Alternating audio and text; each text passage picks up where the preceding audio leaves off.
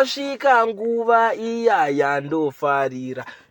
Dumela mahulu, the nyametician is here. Munozviziva muri veZimbabwe kuti nini pano ndinouya nenyaya dzine mukosho mukuru, nyaya dzakakosha. Nhasi muri veZimbabwe ndauya ndine nyaya ndaona yakutotanga kutoitika kunyika yeSouth Africa uko kunozivikanwa kuti election kana yakutotanga vanenge vakuita zvese baba, kuriska kuita sese.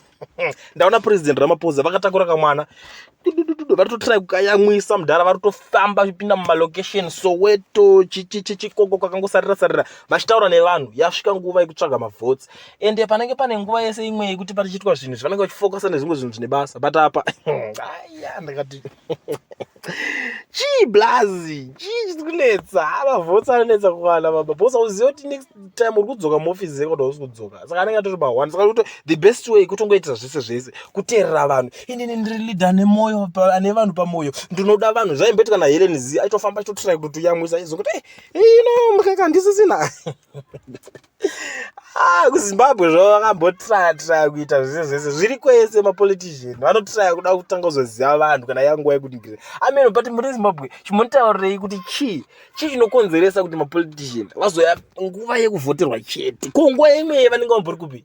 Chii chinokonzeresa? Tell me.